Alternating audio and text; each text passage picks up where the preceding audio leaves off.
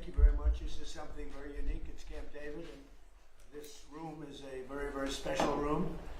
I don't believe the press has ever come anywhere near it, but we are the party of transparency, and we believe in transparency. I think it's good for you to see certain aspects of Camp David. It's a very special place.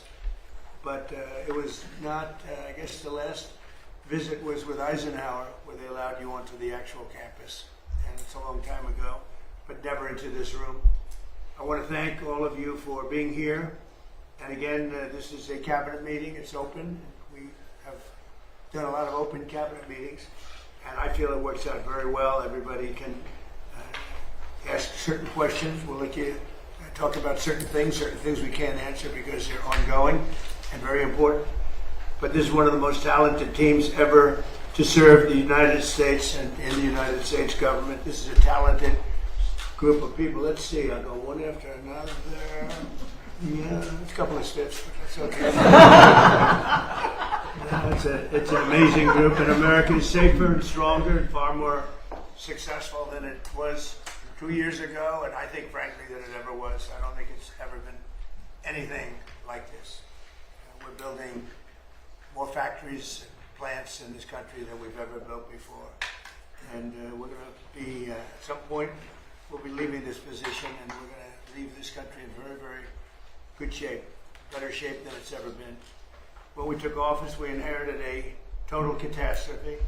The last administration created the worst inflation in 48 years, the most dangerous and insecure border in history, and exploding trade deficits like we have never seen before, rampant crime, men and women's sports, transgender mutilization of your children, and chaos and bedlam all over the world. Other than that, they did quite a good job. In less than 18 months, we've turned around 4 years of disaster, and we now have the strongest border in American history. We went from the worst border, I believe, of any country in history. 25 million people came through in 4 years. And these are people that, in many cases, you don't want. They were murderers, they were drug dealers, they were people that you do not want. But now we have the strongest border in American history, and for the last 15 months, the report just came out again, we've had no people coming in through our southern border, zero. And it's almost hard to say, because you'd say, is that even possible? They had 25 million people came in. We have no people coming in through illegally through our southern border. And that's in history, so think of that zero, a big, beautiful zero. The murder rate saw its single largest drop ever recorded to the lowest in 125 years. That goes back to, think of it, it goes back to 1900. Lowest murder rate in the history of our country. So that's something. Today, I just want to mention that we heard in Minnesota there was a cyber attack, and they blame it on Iran. I don't think so. I blame it on Minnesota because they're grossly incompetent. There was a cyber attack of 30 water plants, and I would blame it on Minnesota and the governor, the corrupt governor of Minnesota. They like to say, oh, it was Iran. Iran should be so lucky. Iran's got bigger problems than worrying about Minnesota. This month it was announced that inflation is dropping at the fastest rate in more than 6 years. Walmart, Sam's Club, Giant Eagle, and others are slashing prices by hundreds of grocery stores, and all of the stores, throughout the country, they're slashing prices, something that you haven't seen for a long time since my last administration. The stock market has set 73 all-time record highs since the election. That means all-time record highs, 73 days out of a very short period of time. And the typical 401k is up by more than $30,000. And when you think of that, if you add another $1,000 to it, it will be, we set the record in the last administration, a record still standing. This administration is going to blow my last administration away. When the factories that we're building at record, and we're not building them, all over the world they're building. They're coming from all over the world. They're coming from Germany with the cars. They're coming from Germany. They're coming from Japan, South Korea, Canada, Mexico. From all over the world, they're building auto plants here because otherwise they have to pay tariffs. The tariffs have made our country rich and successful. And all of this, I'd like to say it was the election. On November 5th, it was the election, and that's fine. But without the election, you wouldn't have what I've done economically. So we have the most successful environment that we've ever had. There's never been anything like it from the standpoint of investment into our country. It's 5 to 6 times higher than anybody has ever seen, than any other country, not just us, has ever had. On July 4th, we launched Trump accounts, a key provision of our great, big, beautiful bill. And these tax-free investment savings accounts have already been activated by over 7 million children. These are investments made in our future, which is our children. Our children are the most important aspect of our future, with more being added each day. So it's a tremendous hit. Over 7 million, and really just got going, I would say, Scott, about 2 weeks ago when it was, we got the final approvals. And we have over 7 million. Actually, there's never been anything quite like that. But millions of accounts are pre-funded with $1,000 from the U.S. Treasury, or generous gifts from private donors like Michael and Susan Dell and others who have given billions of dollars, billions. People are putting up hundreds of millions and billions of dollars into it and buying really a great future for children. When they turn 18 or when they turn 21, instead of having no hope, no future, they will end up with hundreds of thousands of dollars and maybe even more than that. So it's going to be something to see. With modest additional contributions, they'll grow by numbers that could be over $200,000. We're looking at the timeline. I wish we had an economy like we have now with the stock markets going up, but they will benefit by our country being successful. And we're going to give every child a head start on the American dream. So go to trumpaccounts.gov. They're really something, the whole world's talking about it, and it's far ahead of schedule. Nobody thought it would be as successful as it's been, but it should be. It should be, and we start them off with $1,000, and this was part of the great, big, beautiful bill. With my most favored nation policy, you could say this is even a bigger thing, if that's possible. On drug prices, we're achieving record discounts on prescription drugs. The prescription drugs were going through the roof for many years, and now we're getting record discounts with price differences of 300, 400, 500, 600%. Nobody's ever heard of a thing like that. And what this is all about is that we had the highest prices anywhere in the world by far. Most expensive drugs, prescription drugs, and others. The highest in the world. The whole world was laughing at us. We paid for the rest of the world. We subsidized the whole world. And I said, we're not going to do that. And I started it in the first administration. I took it up. Obviously, Biden wasn't able to do anything about it, because you had to get the consent of the drug companies, and you had to get the consent. More difficult would be the consent of other nations. The other nations had to agree, but they were paying a fraction, sometimes 10%, 20%, 40%, 70% less. So I had to call them and I had to get them on, and I said, if you don't do it, we're going to have to charge you tariffs.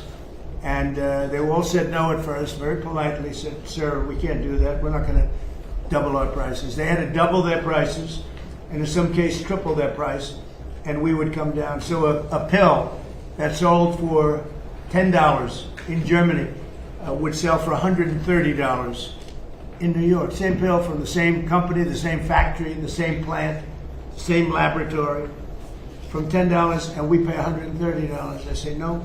Now the world is a bigger place, so it's not as bad as it sounds for them. So they went up to 20, and we came down to 20. So we now have the lowest drug prices anywhere in the world. We're tied with the lowest, but we're basically its favored nation. So we have the lowest drug prices anywhere in the world from the highest drug prices anywhere in the world. Now, what that does for your health care, I mean, I see these fake polls where the Democrats have wonderful numbers on this stuff, and they are horrible what they've done. Obamacare is a total disaster. It's a costly wreck. It's unaffordable. We call it the Unaffordable Care Act. It's a disgrace. They never even thought of being able to do something like this. They didn't even try. So I got the drug companies first, and then I got the countries. And the drug companies agreed because they knew the countries wouldn't agree. And when I called Germany, France, when I called the UK, when I called all of these countries, I said, you got to do it. It's unfair. We're paying 10 times more than you're paying for the same drug. You can't do this. And they said, well, we're not going to do that because we're going to have to double our price in order to make you happy. I said, no, maybe you're going to have to triple your price. They said, well, we can't do it. I said, that's all right. If you can't do it, then I can't do something also. And I'm going to charge you very substantial tariffs, which are far more than we're talking about. And they all said, we'd love to do it. We would love to do it. It would be our great honor to do it. So nobody else would do this. This would have never happened. So your drug prices have gone down by numbers not even thinkable. In my first term, I had the privilege of having lower drug prices from the beginning of the year till the end for the first time in 28 years, you remember. And I called a news conference to announce it. So the year had ended, and I was turned out 1/8 of a percent. 1/8 of a percent. Little tiny this much. It went down that much during 1 year. First time in 28 years it went down. It was always like this, just up, more expensive. And I called a news conference. I was so proud of myself. And I said, ladies and gentlemen, the first time in 28 years drug prices have gone down from January till the end of December. And I want to just congratulate everybody for being a part of this wonderful experiment. And 1/8 of a point. Now we're talking about 400, 500, 600% coming down. We pay the lowest drug prices anywhere in the world from the highest. So, and I'll say it again and again because the press doesn't want to report it. The fake news doesn't want to report it. They don't want to talk about it. What that does for healthcare, Bobby, is unbelievable because medicine is a big part of healthcare. So I wish that people would understand that, and I hope they're going to vote for us in the midterms because you'll see some stuff that will be horrible because they can blow it very fast if they don't know what they're doing. So your drug prices are great. You know, I saw Spain yesterday, and I watched the catastrophe that took place. It looks like an invasion of a country by hundreds of thousands of people. And that same thing's going to happen to us if the Republicans don't get elected, except worse. Much bigger, much easier to get into, despite the fact that we have built thousands of miles of wall, which I said we were going to do, but we didn't have that, forget it. But we have the safest border in the world. If we're not in office, our country will be invaded at levels that made Spain look small time. And when I watched it, I said, boy, I'm going to say it because I knew you were going to be at Camp David. And I say, that's going to be a talking point for the midterms. Because when you look at what happened to Spain, they don't know what to do. And it's happening again today. They're coming in by the tens of thousands. They're just invading the country. And what that is weak law, bad management, but very liberal law. They passed a couple of laws, and people read. You know, people are smart. They read from other countries, and they swam that 3-mile swim or however they got in, but nobody's seen anything like it. That will look good compared to what's going to happen to the United States. The biggest thing, the worst thing that Biden did is allowing 25 million people into our country, because many of those people are criminals. They're murderers. A lot of them, 11,888. A lot of them are gone now. We got them out. But they allowed people to come into this country that you can't allow to come into a country. We're also making an unprecedented investment in the United States Armed Forces, where we're doing great. And we rebuilt the armed forces. We rebuilt our military in my first term. But we are doing great with our military. They spent a lot of money in our military. They gave away $300 billion worth of ammo and everything else in Biden's term. But we're building it up fast, and we just have a great military. That's all there is to it. But we rebuilt it in my first term, and we're using it in my second term with Venezuela and other places, and Iran now. Iran is doing very poorly. Just in case you read incorrect stories, they're doing very, very poorly. They're having a hard time. They've been very dishonest. They've been very dishonorable to deal with. But that makes no difference. They're doing very, very poorly. We're also making that investment and looking forward to getting, Pete, $1.5 trillion next year. And people see now how important it is. We want to keep a safe country. We have to keep a safe country. And the good news is all of that equipment is made in the USA. So we're making it here. It's jobs. And each one of our defense groups are building literally at least 4 new massive plants as we speak, because we want them to move faster. We have the best equipment in the world, but we want them to move faster. We don't want to wait a year or a year and a half. We want to wait a week, maybe. So that's happening, and I think the results are very good. They're building at levels that nobody's ever seen before. And we've had tremendous success, and our military was just proud of it. Again, Venezuela was a one-day war, and we have a great relationship with Venezuela. We're partners with Venezuela now, taking out tens of millions of barrels of oil, and going to Houston, going to Alaska, going to Louisiana, going to different places for refineries, and it's been very much amazing. The administration has done more in 18 months than most administrations have done in 8 years if you had a two-termer. We've done more in 18 months than anyone's ever seen before. Nobody's ever seen. This is the golden age of America.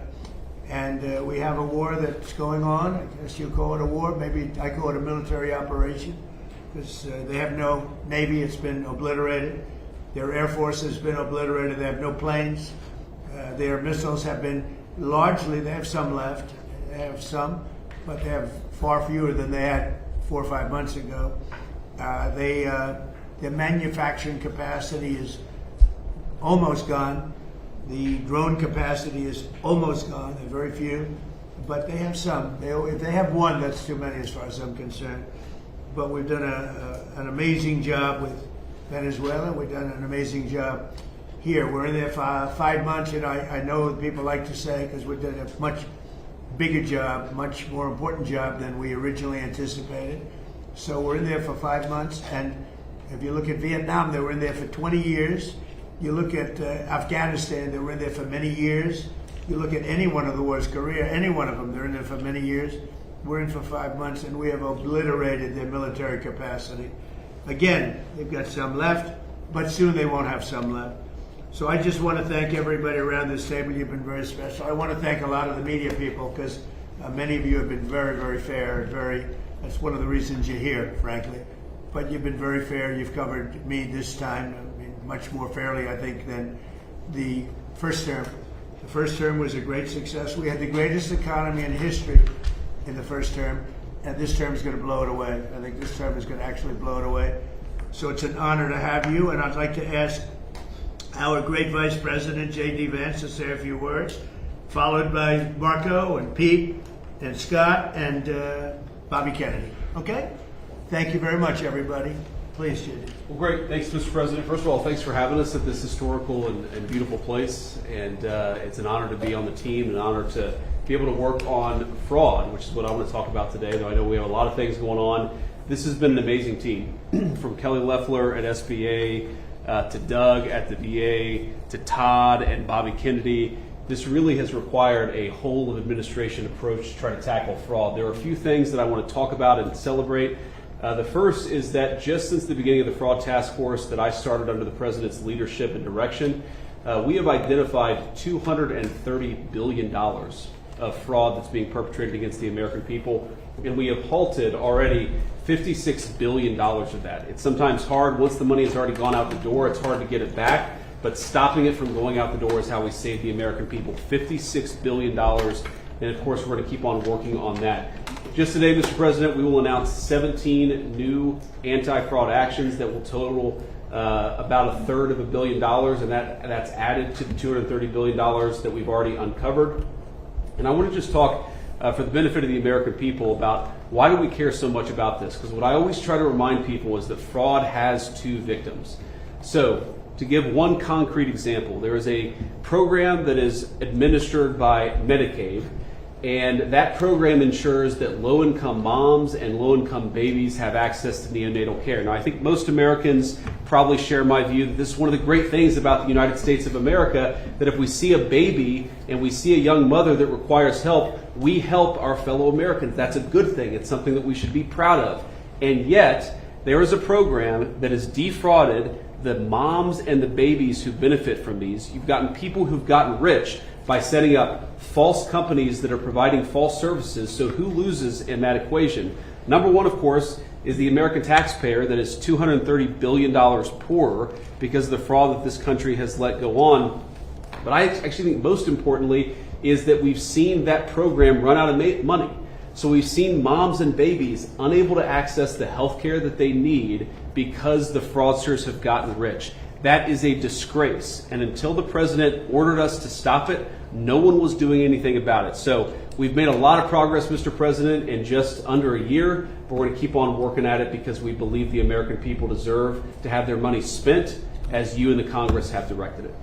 There's big numbers you're finding, tremendous numbers. They look like Elliot Ness. Does anybody know who Elliot Ness is? They look like that group of people you have lined up behind you. They're doing a great job. Yes, sir. Billions, think of, not millions, billions of dollars is being recovered. Billions.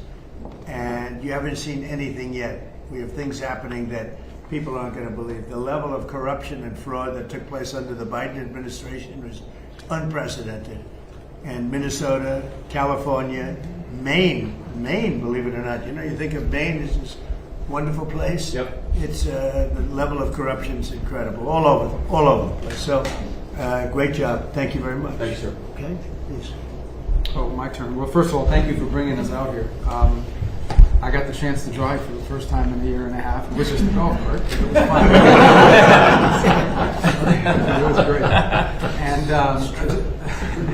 so just a couple points that we all know. We followed in the news, obviously, the events in the Middle East, and others here can talk about that. Not that they're not important, but there's some other issues happening around the world, Mr. President, that you've shown great leadership in and have not gotten nearly as much attention. I think they deserve to mention today. The first is the International Criminal Court is an illegitimate international organization that, frankly, illegitimate. They've made themselves illegitimate because they claim that even if you're not a member of that court, they can come after you. And what that literally means in the future is that American servicemen, political leaders, and others could find themselves under indictment by this International Criminal Court. If you want to know a little bit about it, Jack Smith used to work there. These are the people that think they can go out and basically indict any world leader and haul them into The Hague. So we tried to get them to reform and listen to us. They wouldn't do it. They're very arrogant. We've now begun an effort to really try to bring that court to heel. By the way, there's no information that they're after me. It could happen. But just so you know, because she's talking about it, I'm saying that means that maybe he's not trying to defend me. He is trying to defend Bibi and various other people. But there are many people that shouldn't be looked at that way. But there is no indication that I'm one of them at this moment. Well, and I actually think the people who are in biggest danger in our system are servicemen, people in uniform. But they'll try to go out for the rest of their lives. Will not be able to travel anywhere in the world with their families because they could be arrested on one of these.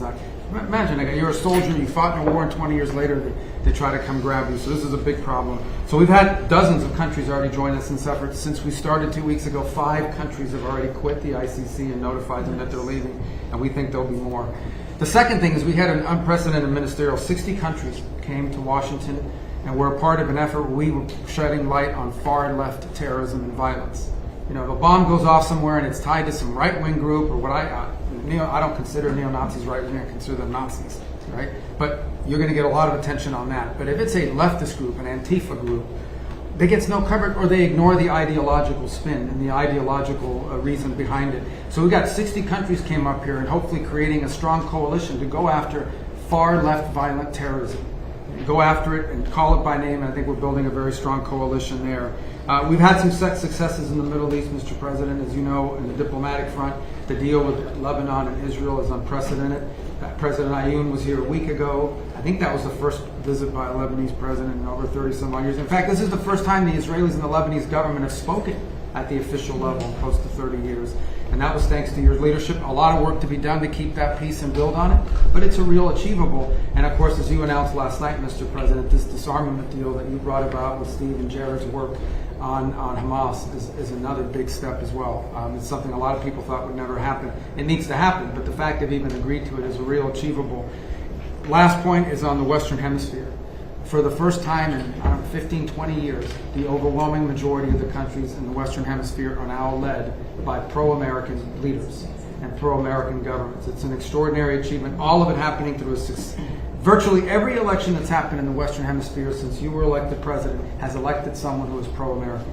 And I think this is an incredible situation. And last but not least, and I have to thank a number of agencies here, particularly the Department of War, after that terrible earthquake in Venezuela, within 36 hours, the full force of the American government was on the ground providing humanitarian assistance. It was a sight to behold.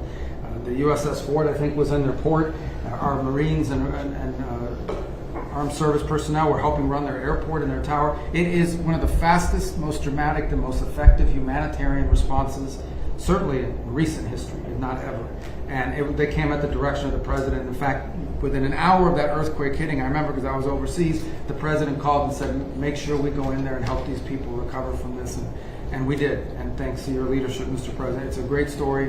Enough needs to be told about it because the credit goes to so many agencies represented here today, but really the Department of War's effort was phenomenal. So thank you. Yes, sir. Thank you very much, Mark. And just before we continue, I want to just congratulate Jay Clayton. He's with us today, as you know. He just had a big victory. He's going to do a fantastic job. He's only done his whole life has been about doing a fantastic job. So congratulations.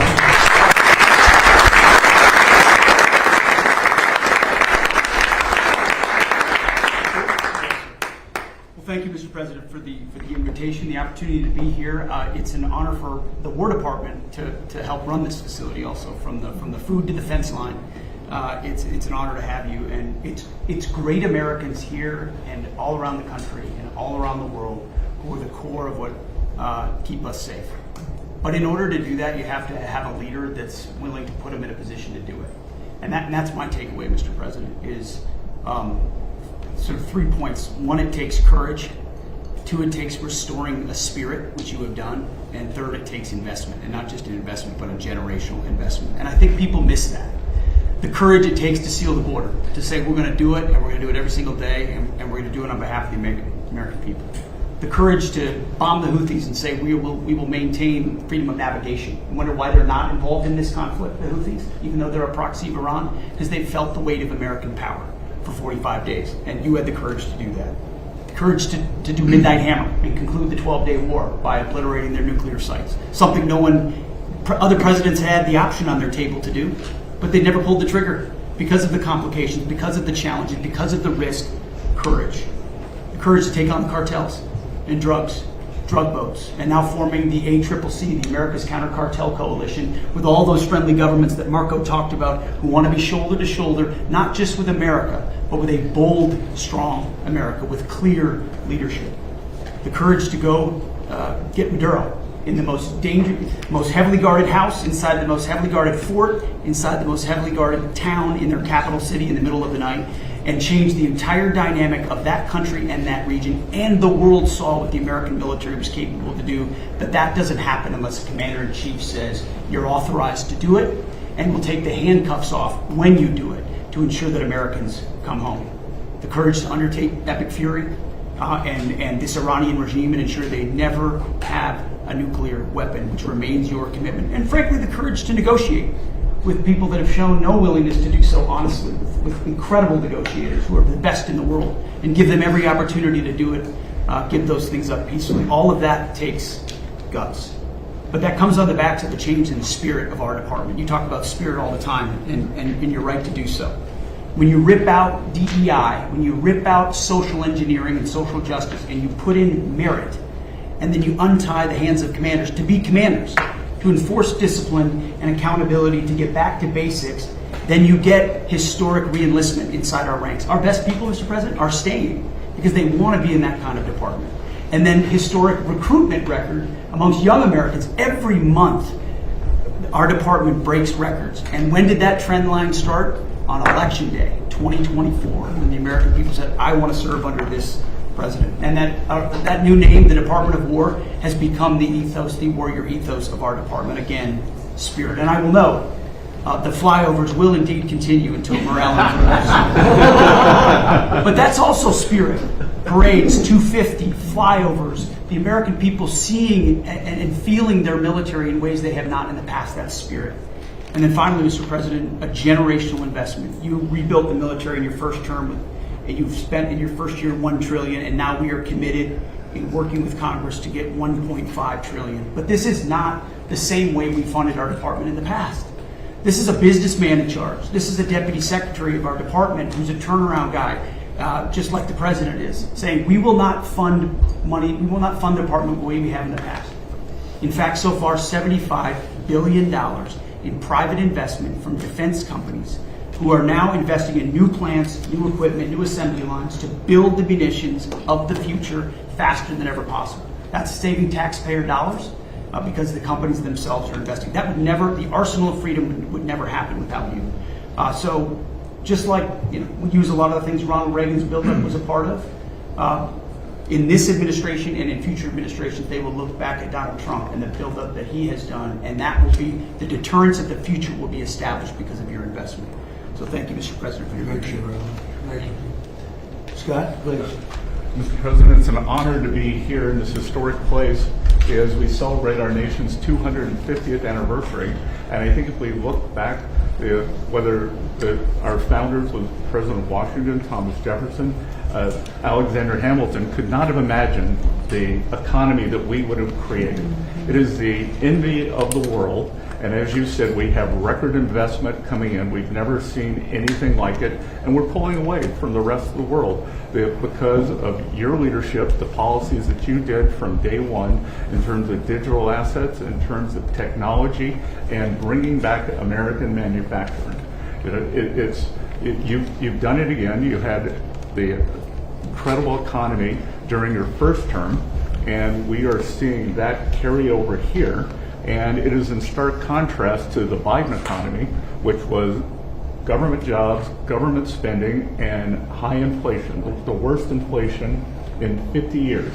And with the working families tax cut, which I will add, every Democrat voted against.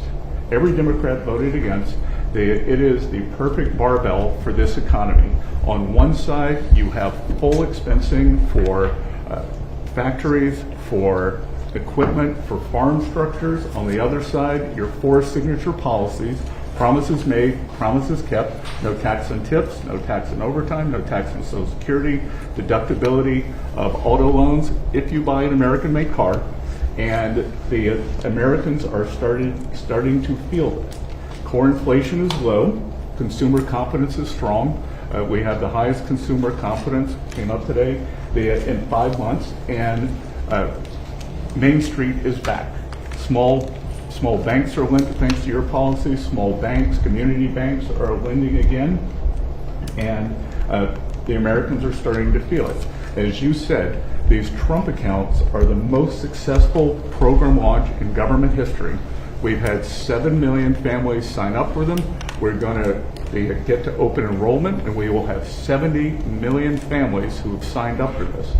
38% of American families, households, have no exposure to our great equity market.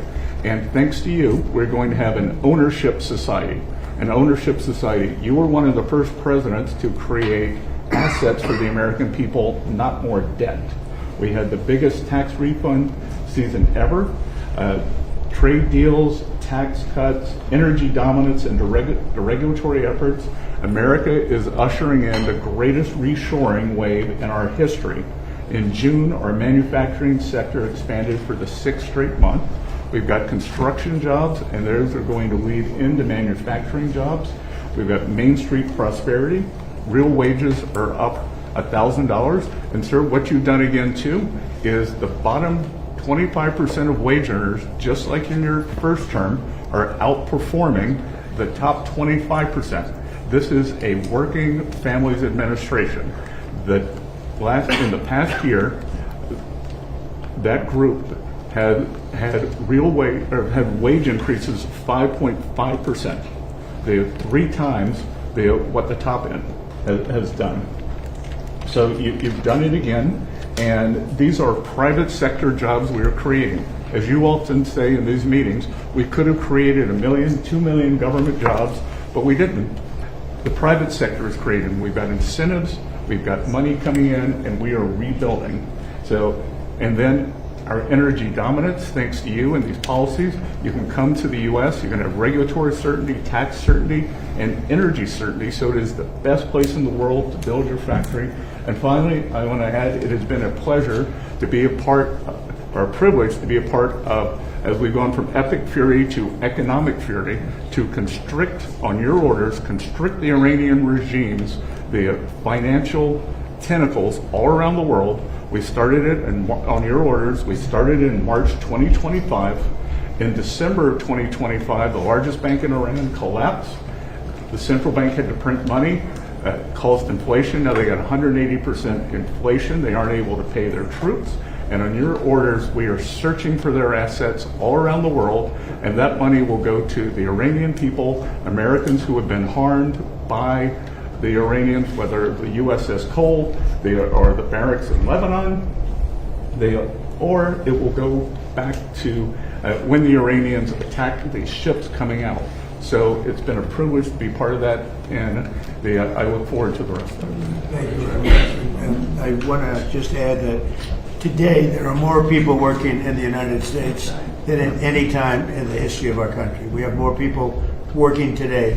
Well, think of that number. I mean, more people working today by far than at any time in the history of our country. So it's been something very, very special. Bobby, please. Thank you, Mr. President. Let me just take a moment to take note of the historical significance of this occasion. Before the press came in, you asked all the cabinet members who had been to Camp David before, and I think about 3/4 of them had. I raised my hand, but I haven't been here for 62 years. I came here on weekends, as many weekends as we could between 1961 and 1963. My father loved this place. My uncle loved this place. Nobody knows about this because it's on the history books, but he was resentful at Dwight Eisenhower for renaming it Camp David. And he intended, if he had made it to his second term, he was going to rename it Shangri-La, which was the original name that Roosevelt had named it. But my uncle prided himself on being the most open, transparent administration in history. He was the first president to have televised press conferences. During his 1,000 days in office, he had about 30 press conferences. You, Mr. President, have press conferences every day. Nobody's done anything like that. And here you've opened the inner sanctum of the presidency for the first time in history, and I think that's a beautiful thing. Because you also face, although you gave these guys a lot of compliments, the most hostile press corps that any president in United States history I was trying to uniformly. So, anyway, I'm going to talk just briefly about a subject you alluded to, which is the MFN, and just so everybody has the background, you were here to every president promised to fix that disparity between what we pay and what the other developed countries pay. When you came into office, the list price for Ozempic was $1,350 for Americans. You could get it at any pharmacy in London, Hamburg, Frankfurt for $88. And this, every president, President Bush, President Biden, President Clinton, President Obama, have all promised to fix this, and none of them did anything. You fixed it. But today,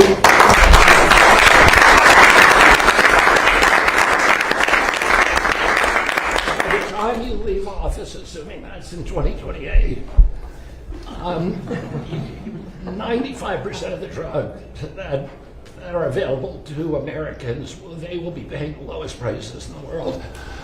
Trump RX, just in the short time since we put it out, has saved Americans $700 million. We now have 800 drugs on there. We have deals with Amazon and with GoodRx. We're adding more and more drugs every day. And I'll just give you one example. Praluent is a very popular cholesterol drug. Its list price is $522. That's what everybody is paying. We now have it on Trump RX for $237.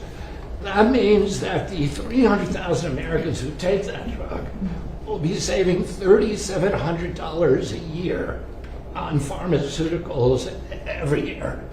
And you can apply that across the board. This is going to change. It's making pharmaceuticals affordable, the most affordable in this country of any country in the world. Well, thank you, Mr. President. How are you doing on the autism research? We will have an answer for you. We just got That's so important. Okay, we'll be talking about that. We'll be having something of interest. Such an important thing. There's a picture of your uncle right there on the wall. I know. He's looking a handsome guy. And that's quite a picture. Did you see it? Yeah. So maybe that gave me the idea to start out that way, but it's quite a picture.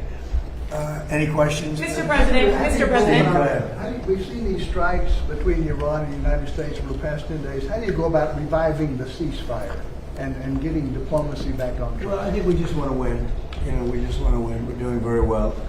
We're trying to be nice as you can be in a situation like that. But they're being decimated. They have no Navy. They have no Air Force. They have no anti-aircraft. Doesn't mean they don't have any capability. They have some, but very little. We just want to win. We don't want to have them. It's very simple. They cannot have a nuclear weapon. Iran will not have a nuclear weapon, and they can't have a nuclear weapon. If they did, the Middle East would have been wiped out by now.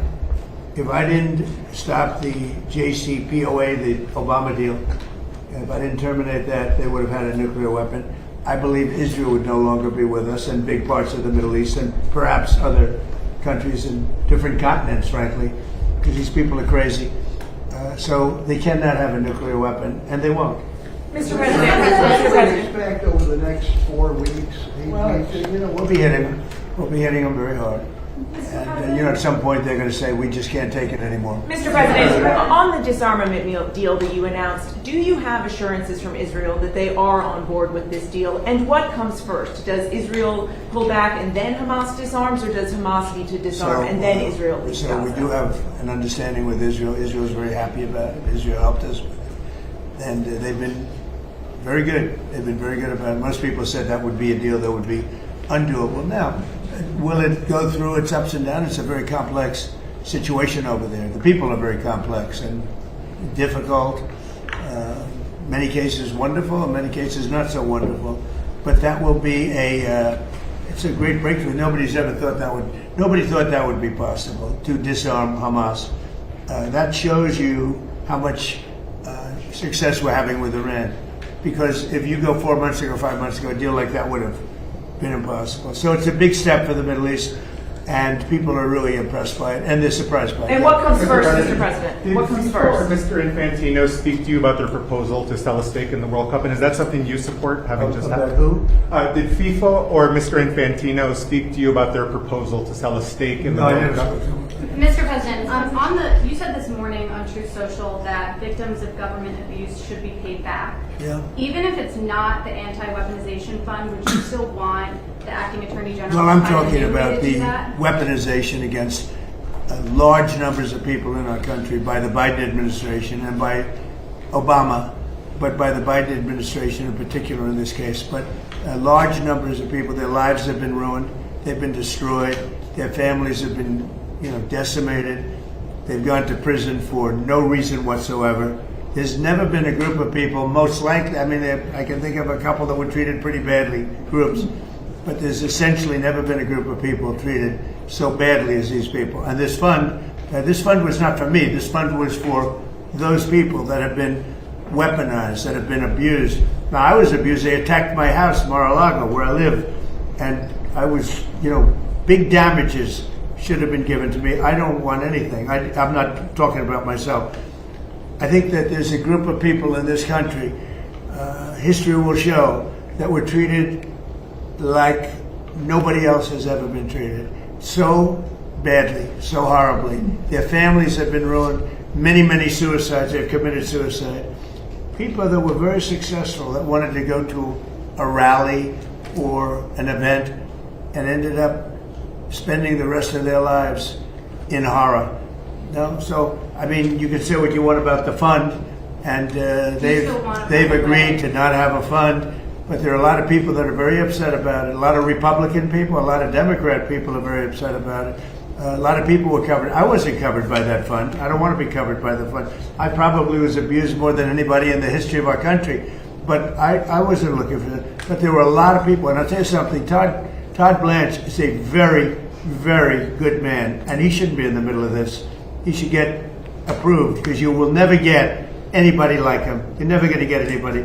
And to make him a pawn in this whole thing, this is being done by a senator. And I don't really blame him, to be honest with you. I endorsed his opponent. And as soon as I endorsed his opponent went through the roof, and he won the primary election in Texas for the Senate. And the man that lost, the man that I didn't endorse, has become very angry, and that's okay. I mean, I understand that. I probably would do the same thing. You want to know the truth? I think I do the same thing. Mr. President, on that though, do you agree, just to be clear, do you agree with the Acting Attorney General that the Anti-Weaponization Fund is dead? And why not just put that in Well, it writing? is dead, but, I wish it weren't, to be honest with you. I think people were horribly treated, horribly abused. This has nothing to do with her. This was me. Horribly abused. And I'd like to see them compensated for the pain. They lost their families. They committed suicide. Many people committed suicide. They went down for an innocent journey. And I'm not only talking there, I'm talking about not even having to do with that. The way they were treated. The Biden administration and the Obama administration weaponized government and destroyed lives. Do you Mr. want President, to Are you willing to accept limits on the scope of the audit immunity deal in order to get Attorney General Blanche confirmed? Well, no, he should be approved forthwith. I mean, you're never going to get a person like that. Everybody agrees to it. Don't forget, Senator Cornyn thought he was phenomenal until he lost. When he lost, is that a correct statement? You come from Texas.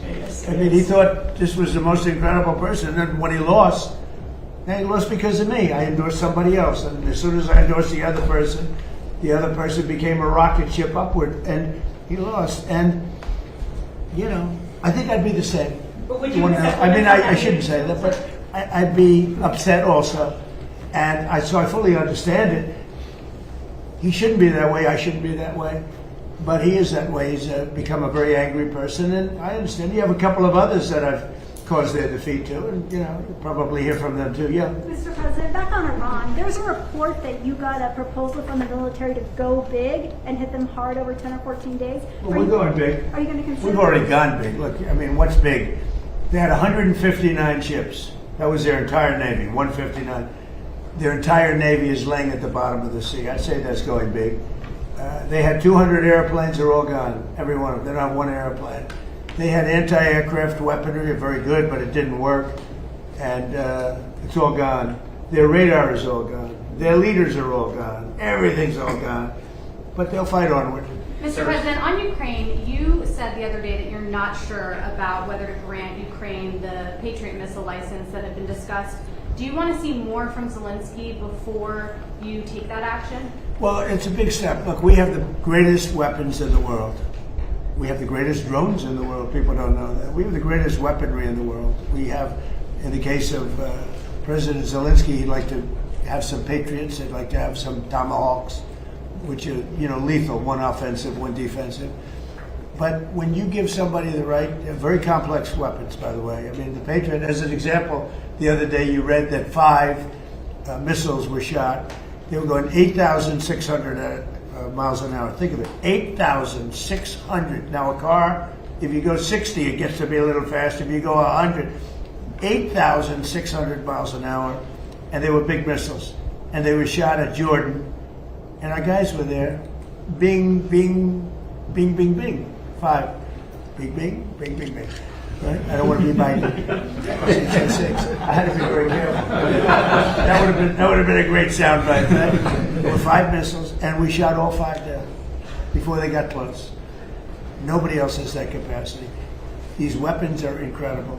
And we have to be very careful about letting somebody build them. It's very important now. We are building many plants now to make those, and the Tomahawk missile is the most incredible thing. It can go into a doorway. You can put it through a window of a house. Nobody's ever seen anything like it.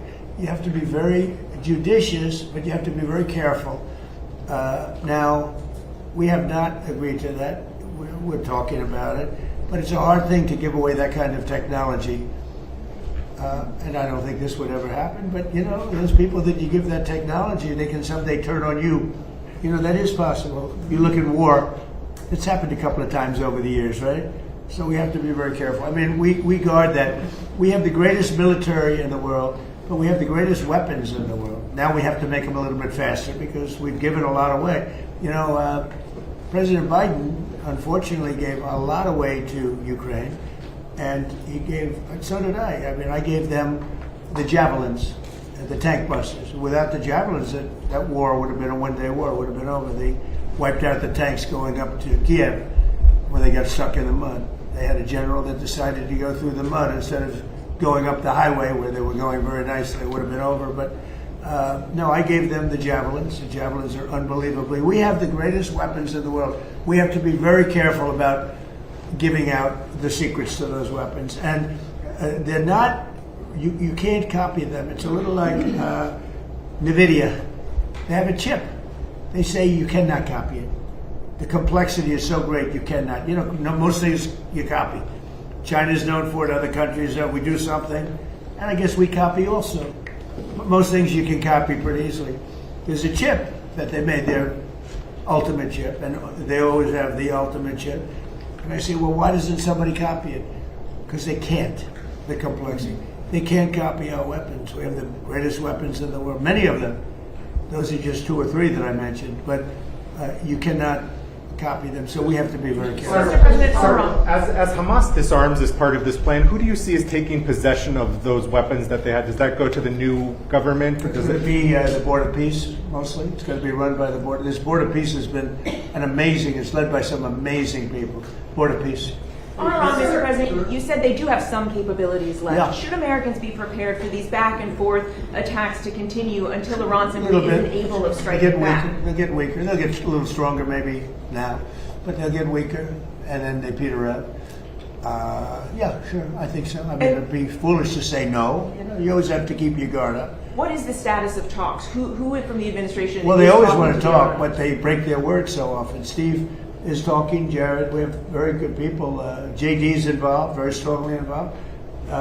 We have great people talking. Marco's involved. Because they say talks aren't happening. Very good people. We're the best people. But they'll make a deal. As an example, we'll talk about nuclear.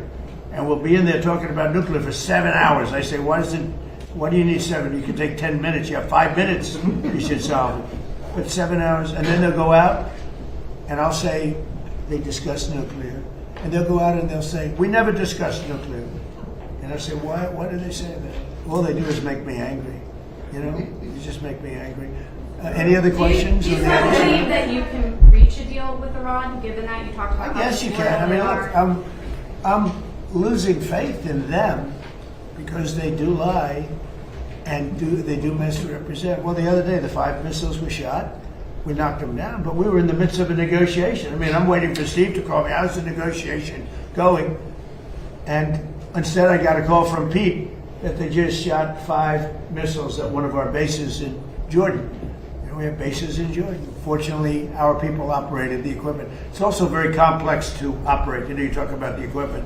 It's you have to be, oftentimes you see, when did you go to school? MIT, Caltech. I mean, you know, they go to schools that are not as normal for the military, to be honest with you. We have unbelievably brilliant people operating that equipment.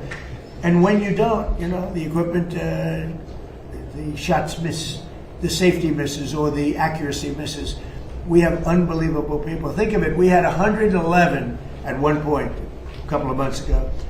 111 over a short period of time, missiles were shot at the Abraham Lincoln aircraft carrier. Great, beautiful ship. One of the most beautiful ships to me, design-wise. 111 missiles going out. Out of the 111 missiles, 111 missiles were shot down quite a bit earlier than they got. I mean, long before they got there. They were shot down. It was almost, in a couple of cases, they were shot down almost as they were taking off. It's incredible technology. So you have a ship that costs billions of dollars, and you have missiles heading to it. 111 missiles were shot down, routinely shot down. And I spoke to the people. I like to reward people. I call them up. I'm the president. And they were cool as a cucumber. Mr. President, the last 2 weeks of strikes by CENTCOM has said that those were meant to degrade Iran's ability to disrupt the Strait of Hormuz. How many more strikes will it take to significantly? Well, you never know. Look, I mean, most people would have given up by now. You know, they've got no Navy, they got no Air Force. Most people would have given up. They haven't. So I give them credit for that. I mean, they're known as being tough. They're tough. Back on Ukraine, what did you tell President Zelensky about the Patriots? Did you explain all that to him? I did. I spoke about Patriots. I spoke to him about Tomahawks. Spoke to him about everything. I also spoke to him about, let's get this war over with. So last month they had 25,000 people. It's averaging about 25,000 people a month die. mostly soldiers, almost entirely, but missiles are hitting areas also, but mostly soldiers. They had 25,000 soldiers. The month before that, it was 32,000 soldiers. I said, you got to get this war over with. I think he wants to make a deal, and I think Putin wants to make a deal. But there's a lot of dislike, as you probably noticed. He seems very reluctant to make concessions, President Putin. Well, nobody wants to make concessions, but they're both going to have to make some concessions. I mean, you got to make a deal. 25,000 young, beautiful people, soldiers, mostly soldiers, are dying a month. It's. I ended 8 wars. That was the war I thought would maybe go first, and it really hasn't. It's gone last. I mean, I ended wars that were, in theory, much more difficult to end. We had a couple that were into the 30-year category. Well, the Congo, look at the Congo and Rwanda. That was our nasty war. And they have peace. I don't know how long that one's going to stay. But we ended India, Pakistan. 11 planes were shot down. That was raging. That was good. I used tariffs. I said, if you're going to go to war, 250% tariff to each of them.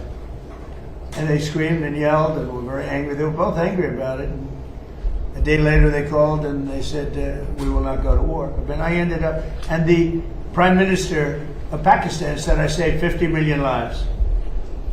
Because that's 2 nuclear powers, serious nuclear powers. Thank you very much, everybody. Thank you. Enjoy KFC. Thank you, guys. I don't. No, I think that Minnesota is behind it. You know who's behind it? Minnesota, because they're grossly incompetent. I think the governor's behind it.